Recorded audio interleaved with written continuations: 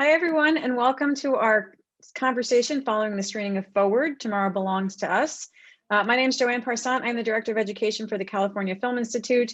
We're really excited to have this film as part of our Environmental Youth Forum, and even more excited to have our very special guest, Khloe Thompson, here with us, who you will have seen in the film. And I want to welcome our other guests from our great community partner, Children for Change, who's been working with us on the Environmental Youth Forum for the last couple of years, and their founder and director, Annalise Bauer, who is here to moderate the discussion, and one of their wonderful Children for Change members, Reyes, who will participate in the conversation with Khloe as well. So thank you all so much for coming. I'm going to hand off to Annalise to moderate the conversation and let you guys get going. Thanks so much for being here today. Thank you so much, Joanne. It's such an honor to be here and to be in conversation with two incredible young people who are making a difference in the world. It was such a pleasure to see your work, Khloe, in the film, and I really appreciated knowing about all that you do and all of the colleagues that were also in your film. And I know Reyes Lake is also someone who's doing a lot of things in her world. I'd love to give you each just a moment to think for a second about what it is you want to say about the work that you do. But while you're thinking, I'm going to tell our audience, let you know that we will be taking questions. We'd love to have you put questions in the Q&A box. It's down there on the bottom of your Zoom screen. Feel free to use that. And also know that the chat is open. If you'd like to chat with each other and talk about things that you loved about this movie, please do that in the chat as well. We look forward to experiencing all the things that you thought about the movie and that you learned from these two young people. So let's start with you, Khloe. Khloe, tell us a little bit about what you do in the world and how being a part of this film changed this work or amplified this work, and what you're doing now. So hi, I'm Khloe, I'm 13, and I have my own nonprofit organization called Khloe Cares, where I make tote-like bags and I fill them with very necessary items. And I pass on to women experiencing homelessness, as well as I teach kids leadership workshops and business skills. And once a year, I take trips to Ghana where I install water pumps and bathroom facilities there. But one thing, I don't think this has really changed the work that I do. It probably has helped amplify it a bit, but I think that, whether or not I would have continued doing my work, whether I was or was not in the film. So I don't think it really has changed the work that I do, but I guess it probably has amplified it and showed more people the work that I get to do, and hopefully inspire other kids to want to give back as well. I love that. That's a great answer. And I have no doubt that you would be doing good things in the world, movie or no movie. And I know Reyes does that work in the world as well. Reyes, you want to tell us a little bit about the work that you do to help our community? Yeah, and I also want to say that I know that film definitely inspired me. So I think it amplified your voice a lot, but regardless, the work you do, I found it so amazing. And so I consider myself a climate and environmental activist and animal welfare activist. A lot of the work I do is for Children for Change, but I also do things outside of it. For example, a lot of the projects that I'm trying to start doing are pushing for change that will combat climate change in my community. And this includes starting petitions to have my community be more sustainable, and outside my community too. For example, I've written a petition to urge Nugget Market in the Bay Area to stop selling unsustainable palm oil in its products, because I know that it has a mission for sustainability, and it could push that one step further by to stop selling those products. And I try to organize beach cleanups. I haven't done one yet. And use my voice and films to get my message across, which I also haven't done yet. I look forward to seeing those films, and certainly, especially when we're in conversation with people who have already been a part of films. Khloe, can you tell us a little bit about what the experience was like for you to be a part of this film, and give us a little bit of a taste of what it was like actually being filmed, and then whether you got to meet some of the other students in the film? I didn't get to meet anyone else in the film, sadly, but like there's so many amazing people in this film that I would love to meet one day. But it was a lot of fun filming. I got to fill some bags with one of my friends, Ryan. He does a lot of work when it comes to recycling and helping end, plastic waste and everything. So I got to fill some care bags with him, which was a lot of fun. I was able to go into Venice Beach and, do some free haircuts for people experiencing homelessness, but as well as pass out the bags that I filled with Ryan, which again was a lot of fun. And I got to do it with one of my good friends, Elias. He does haircuts as well. But yeah, and it was a lot of fun hanging out with the crew and everything. Yeah, it was a lot of fun. It was just really cool being able to, speak with everyone and, learn about everybody and, just do everything and make the bags and pass them out and everything. And just really having fun and everything. It was just a lot of fun to do. Wonderful to hear. Thank you for sharing that. I love all of the different things that you did. One of the things that we talk about in Children for Change, and it sounds like, Khloe, you're so good at, is trying to figure out what are the needs in the community. I'd love for each of you to talk for a bit about how you figure out what is an actual need. So helping people, in my view, really requires understanding what it is that is actually helpful, not what I think is helpful, but what somebody who you are helping might actually need. Khloe, how do you go about doing that? And I saw it in so many different ways in the movie.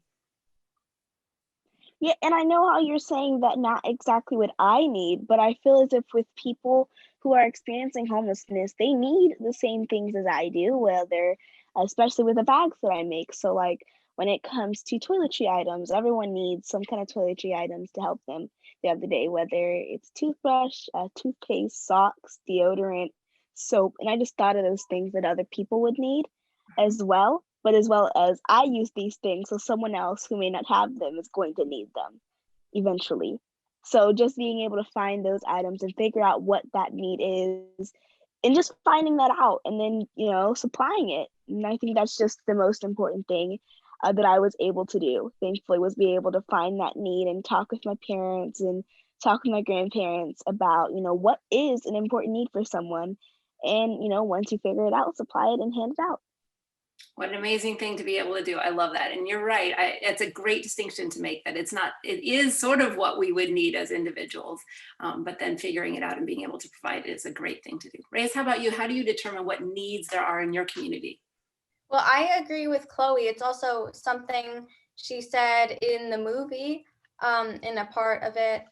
So for my particular work that I do, I mostly also think about what I need, because for my work, I'm fighting for my future, the future of youth and Earth. So I think like, what do I want? I want to have a clear sky when I grow up, and I'm sure that everybody else wants that. So that's what Earth needs. And I need to breathe oxygen, and that's also what Earth needs. Just not a bunch of the Earth doesn't need an intoxicated atmosphere. And then also with even animals, like for example, animals living in captivity, I think I wouldn't want to live in a place that's not much bigger than myself, or as big as myself, or smaller than myself. So I just think, well, animals wouldn't want that either. So I need to fight to help those animals. Great. That makes sense. I love that you are both thinking about your own needs, but in the context of what the community needs. There's one part of the film that I really love when José Adolfo is talking, Khloe, about the fact that people are often underestimating the power of young people. And it's a conversation that I absolutely love to have. And I'd love to hear about whether each of you has experienced being underestimated because of your age. Khloe, let's start with you. Have you ever been underestimated because of your age? And how so? All the time. Yeah, all the time. It's mostly by adults, and them thinking that one thing is that they think is that everything that I do is because my parents want me to do it. But no, it's because I want to do it and it's something that I'm really passionate about, or whether I'm not professional enough, or but I'm the opposite of that. I come there extra prepared, probably more prepared than I need to be. Um, I make sure that I can't have someone say something about me and about my age, because it's stereotype for kids just to not be able to do things, or we're too lazy, or this or that about something about us. But like, I make sure that I break those stereotypes so that I can't have those words be put upon me, because I know I'm the opposite of that. And so not letting other people say that, because I know that's not who I am, basically. But yeah, it happens a lot. Awesome. I love that. And I don't love that it happens, but I love that you make an effort to make sure it doesn't happen. How about you, Reyes? Has that happened to you? Yeah, I haven't had many experiences like that, where adults have underestimated me.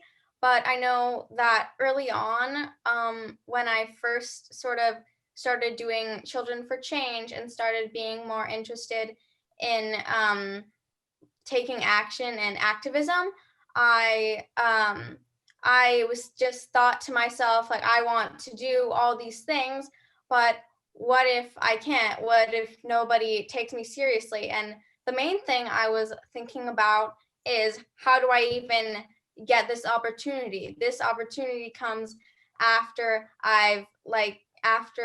once I become an adult. This opportunity comes when I have a job. And then I sort of realized that the only one like stopping me and thinking that I like couldn't get this opportunity was myself. So I just stopped thinking that way. But I haven't really been underestimated exactly by adults. I mean, I probably have, but nobody's ever said anything to me like that or tried to stop me from doing something. But I have actually been underestimated by other kids at my school. For example, it's a lot of it is people saying you can never make a difference. I've heard about people saying this, but before that happened, I always thought like, well, nobody actually is going to say that, but then it does, and somebody literally said those exact words, because I was in a small group of people at my school, kids who were being activists in Children for Change. We had a group called the Palm Oil Protest, and we we sort of talked about palm oil in our Girl Scout group that we used to be in. And at that, one of the kids were like, okay, but you're such a small group and you're kids. How are you going to make a difference? Why would we stop eating palm oil? Because we're not going to make a difference. But then the adults in the room actually said, well, that's not true. You can make a big difference. Nice. I love that. Khloe, you had mentioned that you are often underestimated. How do you actually get adults to listen to you? What's your technique? You're obviously successful. Yeah, like I said before, it's really showing them that this is what I'm doing, and this is something that I want to do, and not what my parents want to do, or that I'm extremely professional. I make sure when I go to events or when I do things, I come there on time. And one thing my mom has always told me is that when you're early, you're on time, and when you're on time, you're late. So always, I guess, coming on time, as I would say, and also just making sure that I'm prepared, being more prepared than I need to be. Just being prepared in general is just really important to me, because I feel like when you're not prepared, people are not going to take you as seriously. So I think there's that too. So just making sure that I'm prepared, and then really just proving my point and really proving that this is what I want to do, and that you're wrong, basically. I love that. Tell us a little bit about what has motivated both of you. How did you become interested in doing the work that you're currently doing? And let's start with Khloe on this one. Yeah, so my nonprofit all started with me passing the same homeless woman on my way to school. And I would just ask my mom why or how she was out there, and she would tell me some reasons, and I just feel really bad for her. And at the time, my grandma, she was teaching me how to sew tote bags and everything. And I told her that I saw this woman and I wanted to do something to help her. And so then we started kind of going back and forth on different ideas. And then we ended up coming up with making these bags and filling them with items and, passing them out to the women. So I originally made about 30 bags and I passed them all out. And then I really realized that this is what I love doing. And so, yeah, that's kind of like how Khloe Cares just started all together. So that's really how that all started and how I started giving back. And then everything just started growing from there. And, now here I am. I love that. And before we end today, either one of us will put the Khloe Cares website into the chat so everyone in our audience can see that as well. Reyes, how about you? How did you get motivated to do all of the good work that you're doing? Well, I think from when I was very young, I've always, I think what I first started was caring about animal welfare because I didn't learn about climate change until later when I was older. And so from a very young age, I just loved animals a lot. And then eventually I just got to fourth grade and I became a vegetarian. And then the next year, I think that sort of sparked something that caused me to join Children for Change and be part of a group that protects animals' welfare. And also at the same time, even though I didn't exactly know it, at the same time, fighting against climate change because palm oil affects both animals and climate change. So yeah, and then after I joined Children for Change, I just loved it and I kept doing it. And then after that, I started doing more work outside of Children for Change, like working on petitions. And then most of the work I want to do, I haven't done yet, even though I've sort of, I sort of have created it already, but I haven't had the specific opportunities for what I want to do up until recently this year, because Children for Change has given me so many opportunities. So yeah, I think, I sort of got the motivation from just when I first learned about climate change and just liking animals from when I was very young. Like I didn't exactly have a very defining point when I knew I had to take action, or when I realized when everything when I sort of knew I wanted to become an activist, that I can really remember from an event other than joining Children for Change. Great, thank you. Let's talk a little bit about the movie in particular, because what I love about this movie is that it's a bunch of stories of really impressive young people like yourselves doing work in all kinds of different ways and really trying to make their own communities better. I was wondering if each of you have a piece of that movie that was inspiring for you. You both inspire other people. I'd love to know who in the movie was inspiring for you. Khloe? I don't think there's one person actually, because everyone and every kid was doing something different when it came to issues in the world. And so it's really hard to choose one because they're all doing something different that's so inspiring. And so it really, again, it's hard to choose one because when you have so many different people that are tackling so many different issues, it's like choosing one issue just to say is your favorite, like your one issue that you want to stick with. Like there's so many people that do multiple issues. And so they don't just stick to one. So I think it's kind of like trying to figure out what issue you want to stick with. And that's the only issue you'll work with and everything. But Right. yeah, I think really anyone at all. I love all the great things they're doing. And, I would love to be able to meet them and just talk to them more about all the stuff they're doing, because they're doing some great things, and that was just all of them are really inspiring. It's hard to choose one, I think. Yeah. That's a great answer, and I couldn't agree with you more. How about you, Reyes? Yeah, it's very hard to choose one because all of the issues were something that was that really needed action taken against, and all of the activists in the film were so amazing to me and inspiring. But I think one part in the movie that I was sort of mostly, I don't know, felt some kind of connection to maybe was when a girl was protesting against child marriages for girls because it felt very sort of empowering for somebody to be speaking out for the rights of children and girls.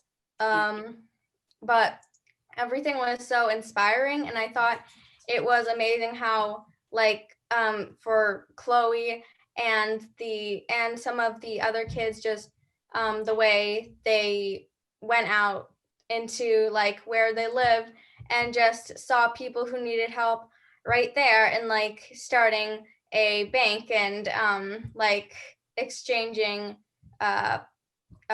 like plastic for money or for credit, and just like helping homeless people in your community with little things. I especially liked how Khloe, how you sort of you thought about what the little like things that people don't often think about, like haircuts. How, you know, I want to have haircuts, and homeless people, people in a homeless situation can want the same thing.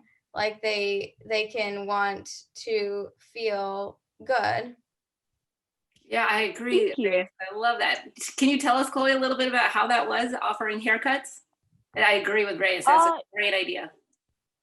Yeah, so how that like all like originally started. So my mom's a hairstylist. So I've always wanted to do some kind of work that kind of involved her and what something she was able to resonate with, basically. So like, you know, like the work that I do, some of the things that I do, like it's something I'm passionate about. But like I know she's made something, it's kind of like developed into something she's passionate about as well. But I wanted to find something that she could just like, that's what she does and this is what she loves doing, and that's doing hair. And so, you know, doing the haircuts, and you know, like you were saying, Riz, I know that so many people like those little things. Everyone likes having a good haircut because it makes you feel good. And so it's just having those little things like a haircut. And so that's what I thought about. So I started doing these events called Cuts in the Park, where I did free haircuts for people experiencing homelessness, as well as we had different care packages there for people. We had food, we had a DJ, and it was a party. And so we liked having fun and everything. And so then in the movie, we went to Venice and we did haircuts for the people there, and it was great. Yeah, it was a lot of fun. And but yeah, that's how that all came to be. Was really by me wanting to create something that my mom could really, you know, resonate with and be passionate about as well in the work that I do. Oh, that's so great. I love it. Wonderful. I was able to watch an interview with the director of the film that you were in, Khloe, and he said that the common trend or the common trait that all of the young people that were in the movie had was courage. And I think that that's certainly the case with you and everyone else in the film. And in particular, I wanted to talk about Peter and Kevin and Jocelyn, who are in Bolivia and protesting the working conditions that children there were experiencing. And I found that particularly courageous, because they were not only protesting something that often adults are the only ones protesting, but also they were sticking up for something that was partially necessary for their family. Their family depended on the income that they were bringing in. I was wondering if either one of you have ever had to stick up for what is right, even if you knew it might not be the easiest or best thing for you or your family. Khloe, how about you? So with them, you know, like what they were protesting about or the struggle that they were going with would be a lot different than the one that I do.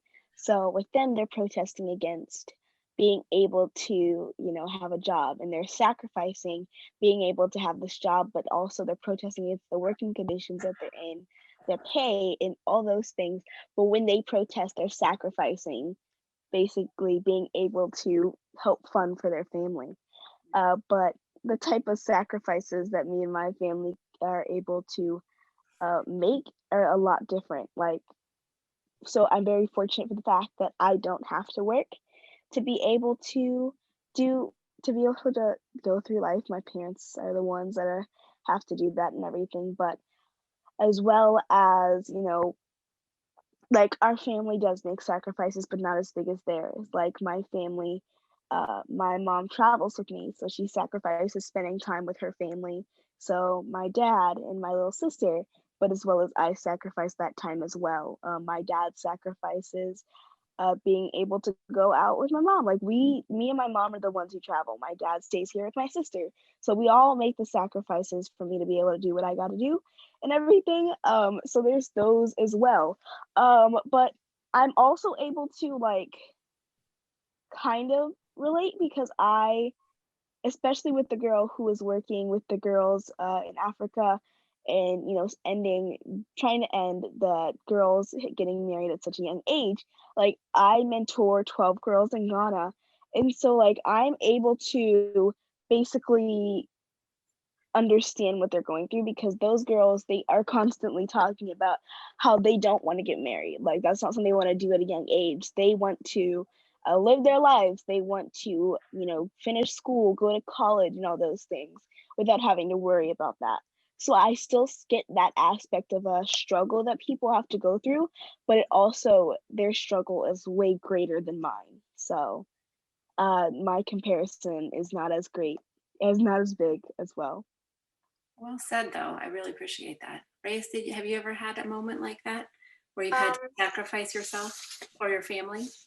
Well, I agree with Chloe. I have not exactly, you couldn't really say sacrifice, but I think in sort of a way, for example, when I became vegetarian, I knew it wasn't going to be the easiest thing, but it was what felt right for me because, it just was what I wanted to do to feel like I was doing what I wanted to do. And so for me, it wasn't really very hard because I never really liked meat so that was kind of a plus for me, but I knew that for my family it would be harder to get food, but not but I'm very fortunate that even though I'm vegetarian, it's not a struggle to get food.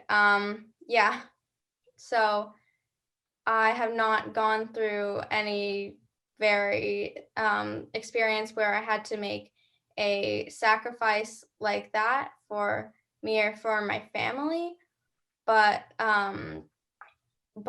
I have sort of had that experience with what I just mentioned. Thank you, Reyes and Chloe. I really appreciate that you both recognize that that the work that you put in is relative to the community that you're in and your experiences in your own life, and you're both doing amazing work. There is a question in the Q&A, and again, I encourage any of our audience to ask questions. Feel free to put those either in the chat or in the Q&A. So Chloe, Stella is wondering, what are the main things you put in your care bags? And she spelled it with a K, which I love, which means she's been on your site. Yes, thank you. So I put different variants of the items. So I put toothbrushes, toothpaste, socks, deodorant, lotion, washcloth, soap, shampoo, conditioner, blankets. And in the wintertime, we put extra socks, beanies, scarves, hand warmers. And then in the summer, we put sunscreen, and extra hats and things. And then what else do we put in the bags? I'm trying to think. We put hand sanitizer.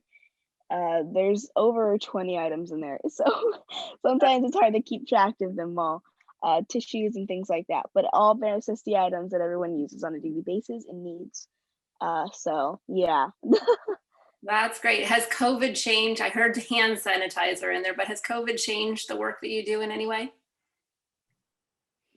A lot. It has indeed. It has changed it a whole lot. Like I've had to adjust a lot when it comes to my work. Like everything has shifted to online, like this panel here and everything. So like I said, everything has shifted and changed, but I was able to adjust, and now I'm able to do work still in my community, whether it's going to a community fridge and filling it up. So like there, I'm still able to like socially distance from people because I'm able to fill it and then leave and then let people get what they got to get without having me to be too close to anybody and getting anyone in trouble as well, and anyone sick in any sort of way. Just keep people safe in general, as well as I've been able to make facial masks for people, healthcare workers, essential workers, friends and family, to keep other people safe as well as themselves. But yeah, I've been able to adjust, thankfully. That's great. I appreciate that very much. And I'm imagining that there are some silver linings for this challenging time. For example, I'm imagining that your ability to mentor the girls in Ghana might be easier over Zoom than it might have been otherwise. I'm wondering if you all have any advice to give to adults about how to make a difference during COVID. Reyes, why don't you start? Well, I think can you repeat the question, please? What kind of advice would you have for adults? And let's expand it to kids, adults or kids, to make a change right now or to do something to positively impact your community during COVID. It's a little bit more challenging, like Khloe just talked about, but she's made adjustments to make that worthwhile. How about any other advice you might have? Well, there are a lot of things that anybody can do, even during the pandemic, to make a difference. It may be harder to sort of go out into the community and help people, like how Khloe does, even though it's great that she's been able to still do that work. So there are a lot of ways, basically.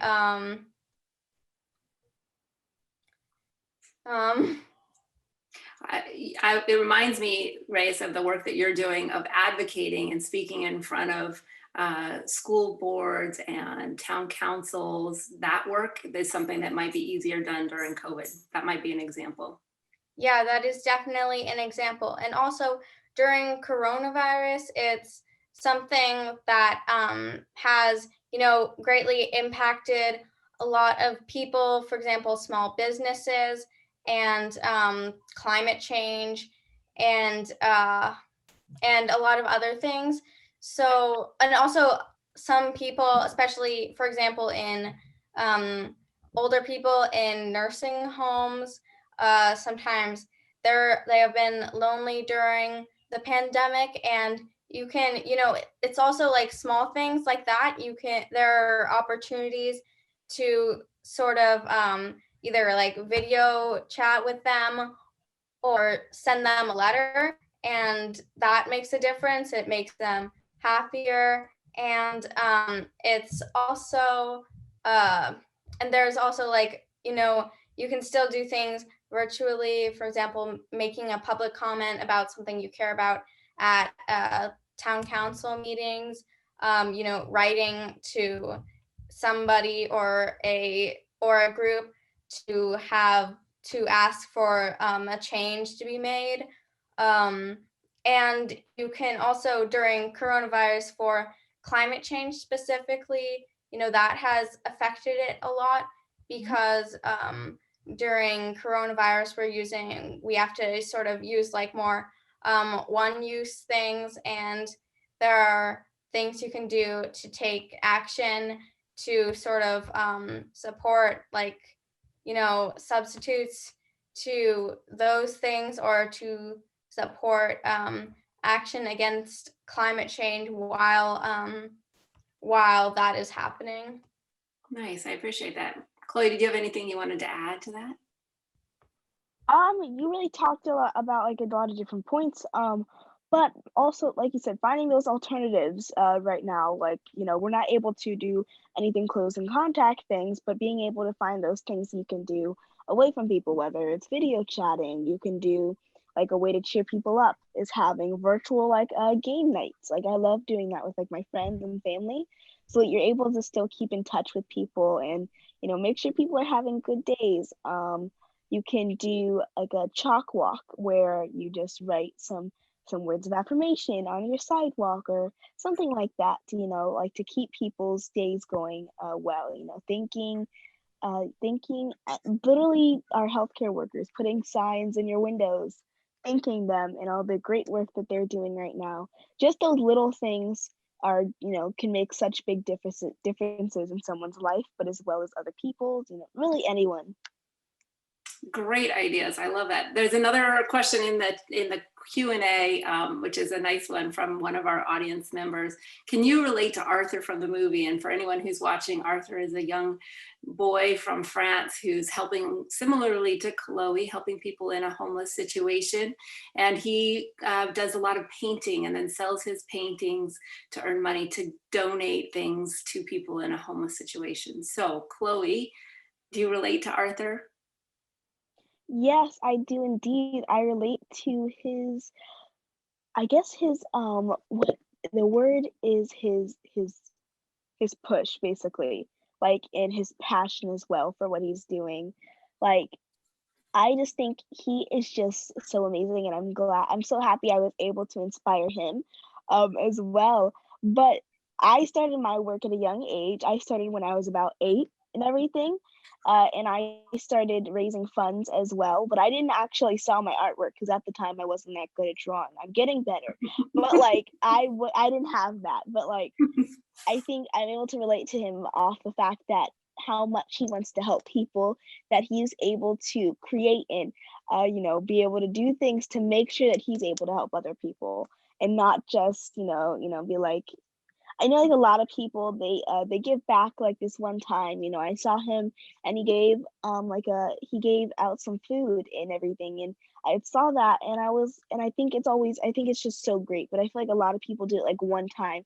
But the fact that he is continuously doing it, but as well as putting in hard work to make sure he can continue doing it, I think that's just amazing. So I think I really relate to him and continuing that hard work and perseverance through it, and making sure that he can continue to help people, which I think is just amazing.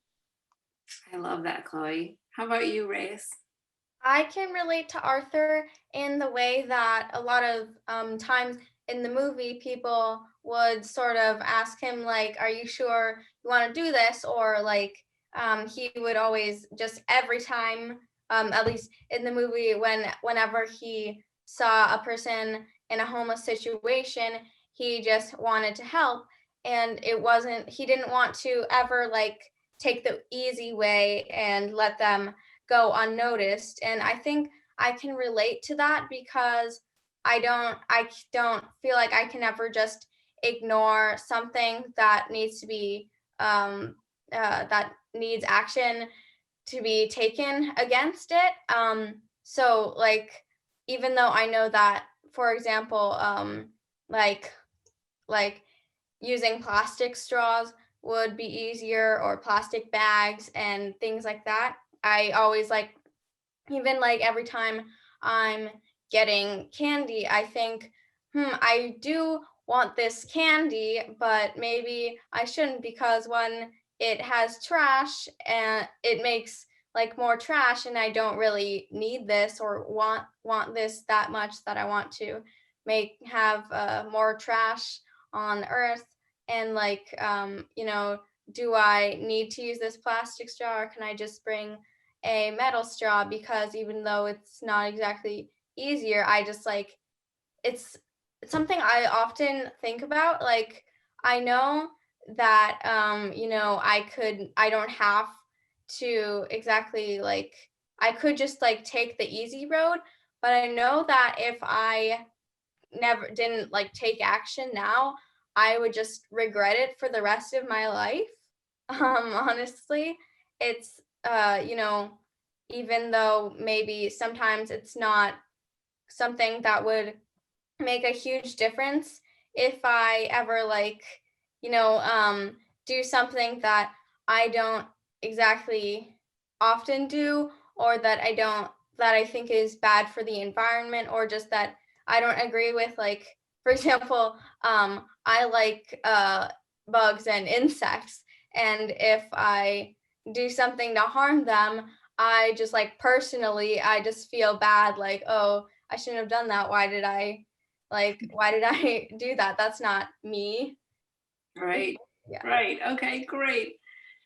We are coming to the end of our time, and I want to give you each a few moments to think about what your last bits of advice are for our audience. And while I would love for you to offer what you are working on right now, or how people might be able to join in the work that you're doing. And while you're thinking about what that answer is, I just want to invite our audience to take a look at the CFI Education online portal and all of the great information that is there in support of this particular movie, and in support of the Environmental Youth Forum generally. You'll have an active cinema guide that's available for students. There's curriculum resources for teachers. There's information about partner organizations. And I invite all of you to take a look there and fill out an evaluation about today's presentation and what you might like to see going forward. And now I'd like to come back to our two fabulous young people panelists. Reyes, what final words do you have for our audience? I would say that never think that you're too small to make a difference, and never like give in to anybody who would ever tell you that you're not going to make a difference. That because, sometimes the only person holding you back is yourself. And, like I've realized, like, maybe it'll be harder for people to, try to it'll be harder for people to take me seriously, and for me to make a difference and change people's minds. But that doesn't mean that like I shouldn't try. And also there are like so many ways that I can do what I want and what I'm passionate about, that like doesn't need to that I don't need to really try to get people to take me seriously. And even though I'm a kid, and like, for example, writing things, even, I also feel like I'm not like good enough at this thing, but I don't have to be the best. I don't have to be as good as some adults. I don't have to be as good as some children to make a huge difference. And don't never underestimate yourself. Just if something makes you feel good, if doing what you're passionate about makes you feel accomplished, and you're doing what you should be doing, then just do it, and don't let anybody make you back down, or anybody make you feel like you're not good enough at doing that. Wonderful. Right. Perseverance and keeping at it. I love that. Khloe, how about you? Tell us a little bit more about how people can find your work, and what final words of advice you would have for people in our audience. You can find me on my website. I believe it was put in the chat, but it's just Khloe Cares, KHLOEKARES.org or .com. Either one's fine. Or if you just type in Khloe Cares, you should be able to find my website. Either one. But I also have social media, which is Khloe Cares, so KHLOEKARES, and that's Instagram, Twitter, and I believe YouTube. Yeah. And some words of advice, I would say figure out your passion, your purpose, and connect the two. So figure out what you love doing and something that you think is important to you, or there is a problem in the world that's important to you that you want to fix. And then figuring out what you believe you're on this earth for. So finding that out and connecting it with your passion, and then creating a plan on how you can fix or solve this problem, or do what you need to do. But yeah, that's what I would say. Wonderful. Thank you both so very much for taking the time today, and even more so for your courage and the work that you're doing, your perseverance. I need to head out and figure out what my passion and purpose are and then go for a chalk walk. I really appreciate all that you've done. I look forward to more opportunities to follow both of you going forward. Thank you, everyone. Have a great day. Thank you. Thank you. Bye. Bye. Bye.